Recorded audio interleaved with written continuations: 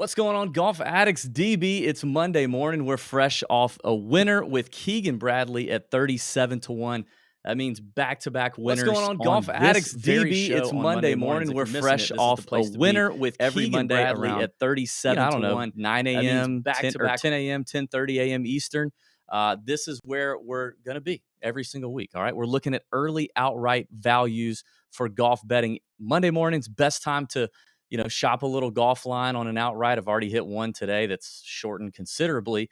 You got to be paying attention. All right, we're at Congaree this week, which has only hosted one PGA Tour event, and it's an event we refuse to talk about. But we're gonna have to talk about it a little bit today. It was a wild event last year in the summer, but Congaree is an amazing golf club just outside of kind of Savannah, Georgia, about 30 minutes from where Pat lives in South Carolina. Pat was a media member here last year. I think he might be there a little bit again this year. Congaree's a sweet track. So I didn't do a course breakdown video. We don't have a lot of real data on Congaree because obviously it's only hosted one PGA Tour event. But just to give you an overview, when it did host that tournament that shall not be named, although I'll probably slip up and say it at some point on this video, in 2021, it was won by Garrick Higo, the South African. It was wild. It was wild. There was carnage everywhere. It was like the great players had never played golf before, and the really sorry players were like all of a sudden the best players in the world. None of the chalk hit. It was wild. Palmetto, oh God, see, I said it. The Palmetto Championship produced a very strange leaderboard, including Garrick Higo, who has basically sucked in every other tournament he's played except for this one, but he won. It was designed by Tom Fazio in 2017. This is a pretty new golf course. Now, here's something I want to, well, I'll get to that in a second. It's a par 70. You got Bermuda greens, Bermuda everywhere, Bermuda rough, everything's Bermuda. You're close to the coast. You got to have Bermuda grass. The greens are kind of average, I guess, in terms of size, maybe a little bit small, but they're kind of average. They got some undulation. They run fairly. They have to keep them kind of average speed being near the coast.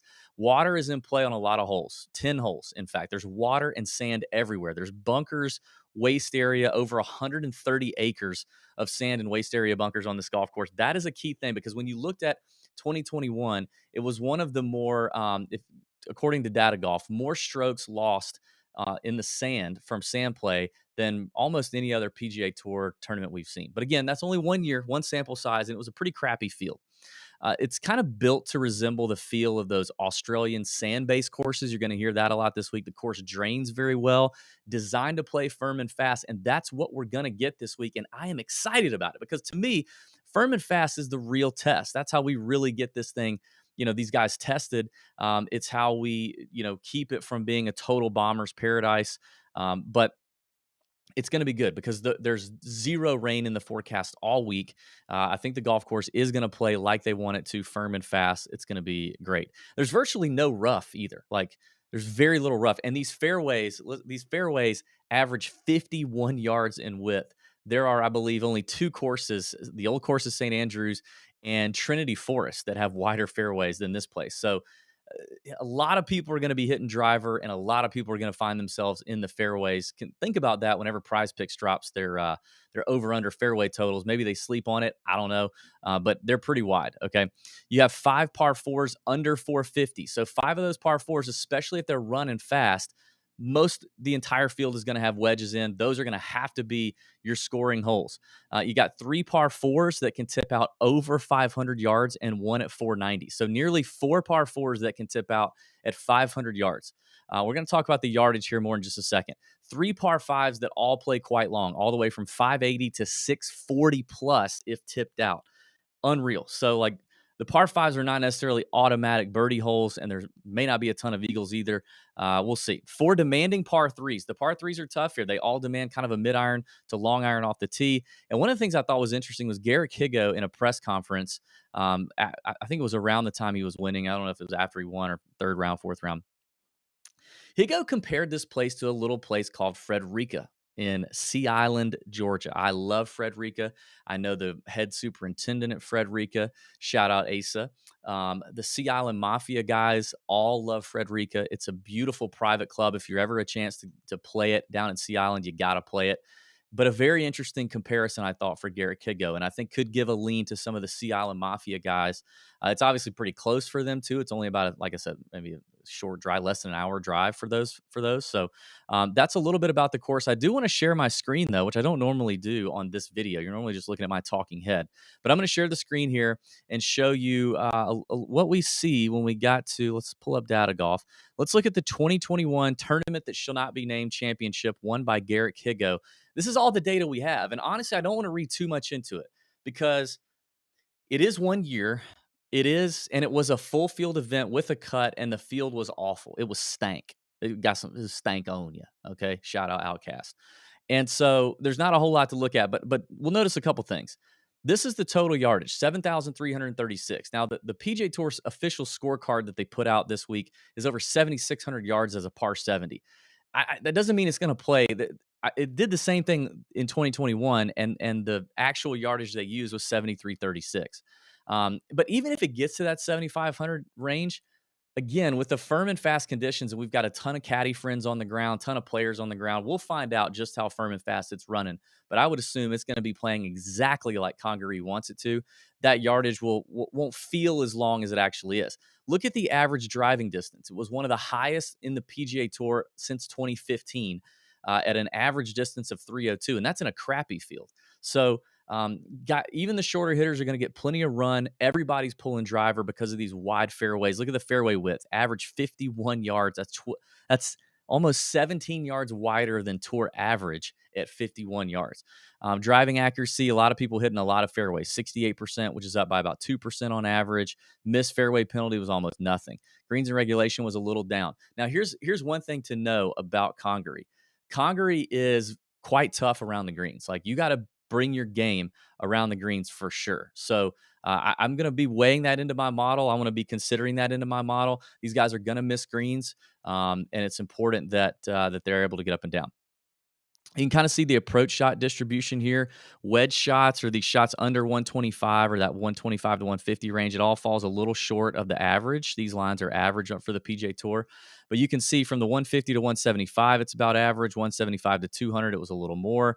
Long to mid iron kind of style course, but you're going to have plenty of wedge opportunities, like I said, with those 5 shorter par 4s. And here you can kind of get a sense of the leaderboard. Garrett Higo won at 11 under over Hudson Swafford, Johnny Vegas, Chesson Hadley, Terrell Hatton, Bo Van Pelt, Doc Redman, all Sea Island guys. Well, I'll all at 10 under. I'll tell you the Sea Island guys. Doc Redman's on Sea Island, I believe. I'm not quite sure on him. Hadley, yes. Swafford, yes. And Higo had spent time in Sea Island leading up to this event playing Frederica.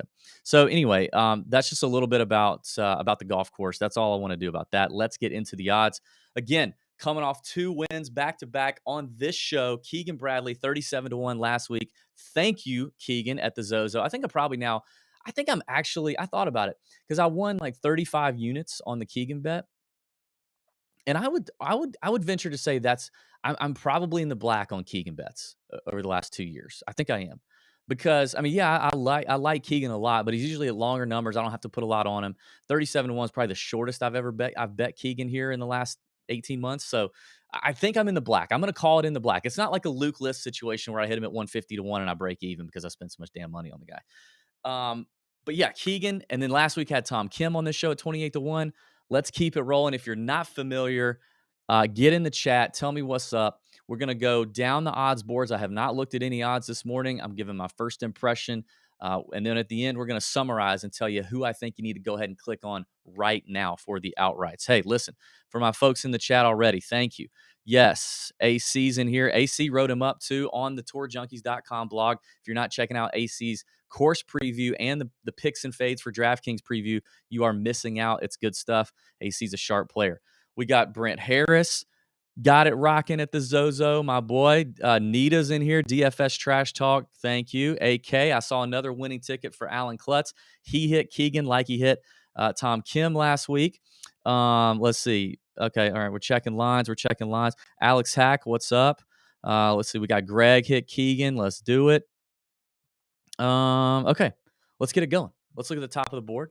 I got a feeling who it's going to be. Yeah, it's going to be Rory McIlroy at plus 650, who's having quite a good fall on the DP World Tour, playing some events worldwide, doing his thing. I think he should have been at Zozo, if I'm honest. Plus 750 on BetMGM. Yeah.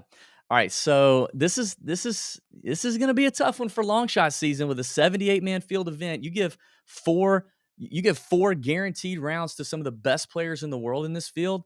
It's hard to hit a bomb. Okay, it's going to be real hard to hit a bomb.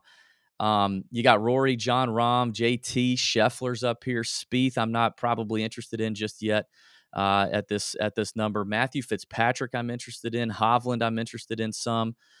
Sung Jae, Burns, Tom Kim, Morikawa, Lowry, Cam Young, Homa, Hideki. Like I would kind of call that the first real tier. I mean, all of those names absolutely studs here. I don't know what to do right now, honestly. I mean, I'm kind of shook. What's What's Fitzpatrick been doing? Didn't he play? Did he play a? Da, da, da, da, da. What's he been doing? Has he been playing on the DP World Tour? Let's see. Let's see. Let me look at another. Let's pull up Fitzpatrick. See if I can find a. Okay, so he played at the Dunhill. He finished 22nd. Yeah, he finished 22nd at the Dunhill, runner up at the Italian Open. So he's continued his fall. I mean, he's continued doing his thing. I kind of like Fitzy here as kind of a sneakier spot up top. Let's see, 18-1 on DraftKings, 24-1 on FanDuel. Where is he? 22-1 on MGM. So a little bit better number there on Fitz. Um, again, with some of these longer shots, I want to see have they played since the playoffs. Has Justin Thomas hasn't done anything, right? He's not played anywhere, correct? Justin Thomas. Let me think about this. This is going to be tough because of these ranges. You guys throw in the chat who you guys like. Yeah, he hasn't played. Put it in the chat who you folks like at the top of the board. Rom, what's Rom done? Where is Rom? Rom won the Spanish Open, didn't he? Didn't he win that? Am I remembering that correctly? Yeah. Yeah, the Open de España. Yes. All right. Cam Young's at 35-1, hit it quick. Fitzy got longer. Huh, Cam Young. Was do we think that the Cam Young thing was like at the Zozo was just kind of a knocking the rust off situation? Is that what we're going with? I mean, because he had only played the President's Cup since the Tour Championship. What do you do with this? They don't have the Zozo loaded in on Cam Young on Data Golf. Or okay, so Brent's talking about Hovland. I do like Hovland a little bit, but I think he's down the board a little bit further. Well, no, he's kind of right there. Man, I don't know what to do up here. I mean, Fitz at 24, I'm interested in. John Rahm I'm Rahm's probably my favorite of the like super favorites up there at 10-1. But Hovland is interesting. So Hovland's 24-1 on FanDuel just because he can hit so many damn greens in reg. 24 28 on DraftKings. So Hovland's a better number on DraftKings. He did look impressive at the Zozo last week. I agree. Spazbite says driver was kind of off for Cam. Not as much of a liability. Yeah, absolutely not. I mean, God, actually, yeah, now that you think about it, I mean, to give Cam Young 51-yard wide fairways, I mean, Cam Young and his driver, when it is on, it is like, this could be hyperbole, okay? And I could get hate comments for this. When his driver is on, when we saw it on last year, it was Rory level. I mean, like Rory level elite strokes gained off the tee. So, yeah, I mean, I could see a Cam Young bounce back. He's 28 on DraftKings. He's 29 on FanDuel. Thank you, FanDuel, for that one extra bop. Up 30-1 on MGM if you want Cam Young. And so AC's right. His number is shrinking. It's getting hit a little bit. I think don't we think that coming from Japan to South Carolina is better, right? Because they're gaining time. They're leaving the future and coming to the past. I think that's right. I think that's how I'm going to play it. You guys let me know if I'm an idiot for that, if I'm wrong on that. I'm sure you will. Do we like, I mean, is it crazy to think Tom Kim? Is it crazy? Are we crazy to think Tom Kim could? Because I mean, honestly, I kind of like this place better for Tom than I did last week. I kind of did just because like his precision driver and iron play I think is more of a benefit. I mean, last week was definitely an iron thing, but it was the course was so sopping wet. It was going to play very long for him for sure. It was going to play long for him. Let's see. Let's look at the Zozo last week. I want to see what guys did. They don't have this year's Zozo loaded anywhere. Damn it. I think I like Tom Kim, y'all. I think I do. 28 to 1 on DraftKings, 26 on FanDuel, 28 on MGM. I like it. I do. Have we seen Shane Lowry at all since what's he done? Has he played in any of these DP World Tour events? He's probably played in the Dunhill, right? Yeah, he played in the Dunhill, missed the cut, won the he won the BMW PGA on the DP World Tour. That's not a bad thing. I don't mind that. The Dunhill miscut is kind of okay. Like it's a 3-course rotation. It was I don't sweat that, but I kind of like Shane Lowry's game, how it suits this place. 22 to 1 on DraftKings, 28 on FanDuel, and 28 on MGM. Are there any other names up here that you guys want to talk about or we see as like major values elsewhere? Do we see that anywhere? Spazbite says Spieth at 22 feels trappy. I don't really want to. I don't want to look at Spieth. I don't want to look at Spieth. Yeah, go to ESPN for basic Zozo stats. God, I got to go to freaking ESPN. That is dumb. That is dumb as a box of hair. I don't want to go to ESPN for that. I'm not doing that. I refuse. Why does ESPN have it and freaking Data Golf or Fantasy National doesn't have it? All right, let's keep moving down the board. Let's get to this mid-range here. So, Hideki, no, Keegan. I mean, Keegan, it's just going to be so emotional for him. I mean, coming down off of that, I don't know. I know he celebrated hard because he stayed up and watched the Patriots game at like 2 a.m. is what he said he was going to do. So I'm not going to go back to the well with Keegan here. Aaron Wise. It's Aaron Wise season. You give me this is when I play Aaron Wise. You give me a bomber course where he can rip driver and he can take advantage of the short game on a more difficult golf course. I think this place is going to play more difficult. Now, the winning score is probably going to be better than 11 under like it was last year because this field is so much better. And you're giving the best players in the world 4 guaranteed rounds. I would assume the winning score could be 15, 16 under here, but that's a little harder than your PGA Tour average. Give me all the Aaron Wise, please, and thank you. Let's see. Let's look at him. So he's 45 on DraftKings. Let's see. And what's he done? Let's see. 45 on DraftKings, 45 on FanDuel, 50 on MGM. I can tell you right now, unless I see something strange here, that's a click. We haven't really seen a lot of him though lately, have we? Huh? Let's see. Aaron Wise.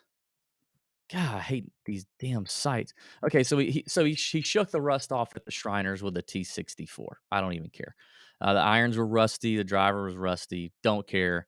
I'm in on Aaron Wise for sure. It's happening. Okay. Aaron Wise is happening. Keep on rolling here. This is tough with such a stacked field. You know, I see some people in the chat talking about Taylor Montgomery. I like Taylor Montgomery. I do. I really do. However, for a guy who's a PGA Tour rookie and he is a stud and he could be, he's him. That's what all the kids say now. He's him. Okay. He could be him. He could be Cam Young level him. The dude has come out hot. 3rd at the Fortinet, 9th at the Sanderson, 15th at the Shriners in his first 3, full card official PGA Tour events. That is strong to quite strong. However, do we really believe that Taylor Montgomery coming down the stretch against probably Rory and probably Rahm and throw in a couple other stud names up here at the top is capable of closing the door? That's what we have to ask ourselves when we bet some of these long shot bomb rookies. All right. And I think that's a tough ask, even for a great player like Taylor Montgomery. I don't love the value with the price there. I don't love the 45 or whatever he is to 1. I think that's way too short. I mean, wasn't he like I just bet him at 35 to 1 at the freaking Chicken Open Championship thing. I had a mini stroke right there, but it's okay. Is he a bigger number? So he's 50 to 1 on FanDuel. He's 50 to 1 on MGM. It's not, I'm not there. I can't get there. I can't. Who else is jumping out at me? Cockbite. No, I don't know. Cockbite's got he's got a dog in him. That's another thing people are saying these days. He's kind of got that dog in him. I think this is an interesting Keith Mitchell course. Yeah, I said it. I think this is an interesting Keith Mitchell course. If we go to the Sea Island narrative, right? Keith likes to play. He gains a lot more strokes on difficult golf courses than than a lot of people. Finished third here. What is it? Was it wait a minute, was he no. Let's see. Hold on. Hold up. That was in 2021. Yeah, he finished third here last year. Okay. So he didn't finish third at the Palmetto Championship. My bad. I forgot to look at the Palmetto Championship. Did he play in the Palmetto Championship? Let's see. Mitchell. Yeah, and he missed the cut. Well, damn it. I don't know. I still kind of like it. Like the Sea Island stuff, the Bermuda, let him rip driver. Is he a triple digit? Is he a triple digit number somewhere else? Can I get him? He's 70 on DraftKings. He's probably not. Then if he's 70 on DraftKings, he's probably he's 110 on FanDuel. I like that. I like that. I like that for Keith Mitchell. Like we know if Keith Mitchell's on, he's winning. He's capable of closing the door and getting it done. 100 to 1 on MGM. So DraftKings has him way too short. Okay, so Keith is there. Cam D.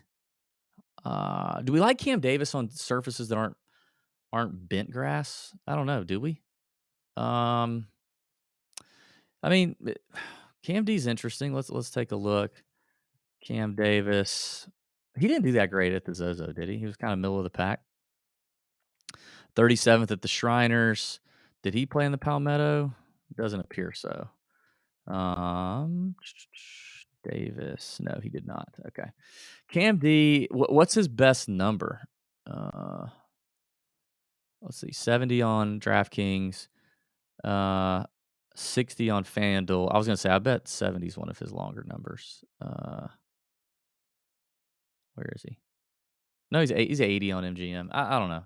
I don't get too fired up with that one. Now, I could see guys like Hoagie liking this place. And he's playing well. Played good at the Zozo.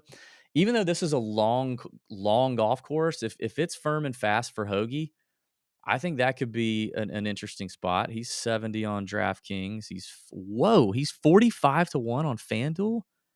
FanDuel has to be the misprice there. It's not DraftKings, right? No, he's 50 to 1 on MGM. Wow. 70 to 1 on Hoagie is interesting. I mean, are y'all with me here? I don't know. Okay. Let's keep working here. Sahith. I mean, Sahith spraying that driver everywhere. He's got the short game. Played well this past week. I liked the way he looked. He's interesting. Sahith at 80 on DK, 45 on FanDuel, and 50 on MGM. There's another value there. Ricky. I don't know. I don't know if Ricky's ready. Fleetwood is 80 to 1. Wow. That seems long for Fleetwood. Am I right? 50 on FanDuel, 66 on MGM. I mean, I don't love it. I'm probably not going to bet Tommy Fleetwood. Okay, let's keep looking. All right, now I'm getting into the bomb range, and it's just gonna have to be like I'm just names that really pop out for me.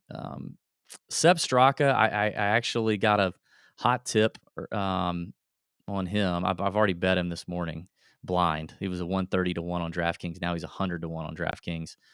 I like Sepp a good bit here. Kitayama at 130 to 1 on DraftKings. Is that any better anywhere else? It's probably not. I like the Kitayama play.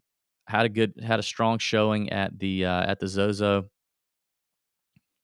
Where is Kurt? Where are you, Kurt? Where is Kurt Kitayama on FanDuel? Oh, he's 110 on FanDuel. 110 on FanDuel. 100 to 1 on MGM. So DraftKings click there for Kurt. Y'all start putting in the comments who we need to look at here. Kisner loves this place. He's 150 to 1 on MGM. He's probably better for a top 10 bet. I mean, 151 on DraftKings. Probably better for like a top 10 or if you really want to get crazy and do a top, I don't know, top 20 or top 5. Let's look at some bombs here. There's some like big, massive bombs. Byung-Hun An. God, just did a great interview with Byung-Hun An. It was fantastic. I like that. Great short game. That 11 to 1 top 10 number is very enticing for Byung-Hun An. He's got plenty of distance. The irons are incredible. Short game is solid. Just needs to make a few putts, but I like it on a tougher golf course. 200 to 1 on DraftKings. I like that a lot, actually. Yeah. All right. So let's get to the comments. This is already approaching 30 minutes. So tell me what we're thinking. What are we looking at? Who are we looking at? All right. Straka, English, Ches, Seppi, Henley, Poston, Willett, Mullinax. Are those your Sea Island people? Is that what that is? Postman 90, Straka 100 to 1 with places on rivers. That's those are interesting. I mean, Poston's an interesting ride here too. We'll find out how he's feeling on Wednesday night in the live chat and let you know. But he's interesting. I can't get on Jack. Jason Day. I just don't. I don't love it. AC, yeah, Straka opened at 150. So this morning he was 150, he went to 130. That's when I hit him. Now he's down to 100. And it's just a misprice on DraftKings, right? Like MGM. I mean, these guys had two runner-ups since August. He won the freaking, won at PGA National at the Honda, which I think is a similar kind of track in terms of like tough, coastal, windy, Bermuda greens everywhere. Like I think we're there. You know what? Alan asked about Sam Burns, and I mean Burns. I feel like Burns is, and you guys know, like I'm a huge Sam Burns guy. Like, love Sam Burns. Has he done anything like, since we've, what are we doing? Why is this not counting? I guess we saw him at the Sanderson T30 at the Sanderson. I don't know. I don't love it with the names around him. Yeah, Mullinax. Matthew brings up Mullinax. That's right. Yeah, where was Mullinax? 180 on DraftKings, 9 to 1 top 10. Is that his best number? Probably. Yeah, it is. I like that. I like the Mullinax call. That's a good one, actually. SH Kim, my man, SH. Listen, I love that kid. I'm very bullish on him. Had him on the card at 150 to 1 a couple weeks ago when he finished T4. What was that? The Sanderson or whatever the event was before the Zozo. I don't know that I want to bet him here just because it's such a strong field. If I'm going to bet a triple digit bomb in a strong field, I think I want a little more experience, a little more wear on the tires. But yeah. Willett from the Woodworks wouldn't surprise me at 170 to 1. Yeah, I mean, Willett's had a couple of good tournaments here lately, hasn't he? Let's look up Danny Willett. Danny Willett. Let's look at him. Let's see. He played in the Fortinet. Yep, runner-up. Danny Willett. I don't mind it. Yeah. 170. I've seen worse. Maybe another top 10 hammer, long shot top 10 hammer. That's probably it. All right, so to summarize, names that I'm on early. This is tough, y'all. I mean, this is it's one of those fields where it hurts my heart because I just don't have as many long shots because so many good players. All right, starting at the shortest numbers I'm looking at are Fitzy at 24 to 1. I probably will go ahead. I would say let's go ahead and hit Fitzy at 24 to 1. I think that suits him. Lowry at 28, I'm kind of like looking at. I think I'm out right now, but I'm going to look at it. Tom Kim at 28 on DraftKings. I think I'm going to hit it. I think I like that one. Cam Young at 30 to 1 on MGM. I might wait, but I might not. I'm going to say I'm going to wait right now. I'm going to look into a couple things first, but I think I'm going to wait. Hovland at 28 to 1. I'm considering, but Probably not, because I'm not going to have too many short guys up here. But he would be one of the last shorter numbers I'd cross off the list. Aaron Wise at 50-1 on MGM. Pound it. We're hitting that. Done. I look at Aaron Wise a lot like Keegan Bradley now. Now that Keegan's closed the door on a victory, his first one since 2018, and I feel like he's been on the card a lot. Now it's Aaron Wise's turn because Wise has been on my card a fair amount. He's come close. He's a talented player, PGA Tour winner a long time ago, back when gas was like $1.60. But I feel like he's one that sometimes we can get shamed out of guys. Okay, sometimes we get shamed out of guys. And you can get made fun of. You can read Twitter and be like, "Look at all these donkeys, betting Keegan Bradley. He's never gonna freaking win." And then boom, it happens. They don't win until they win. Luke List, right? Matt Jones hit that one a long time ago. But they don't win till they win. They don't win again until they win again. Damn near Ricky Fowler last week. Like Aaron Wise has had runner-up finishes since he's won. He's had T3 finishes since he won. The gap between a win and a T2 and a T3 is extremely narrow. And so this guy is capable of winning. He is. And so I just believe that he's one of these that I'm going to keep riding him because I believe in the talent and I'm seeing what I see with my eyeballs and I think he can get it done. It's hard to win on the PGA Tour, even for the best in the world. Okay? Just is, but I think it can happen. That's my Aaron Wise rant for the day. All right. At 70-1, I'm betting another Tom of the hoagie variety. I like it. I'll bet Tom at 70-1. Sahith, I'm considering. I'm not hitting that right now, but I'm considering it. Keith Mitchell at 110-1 on FanDuel.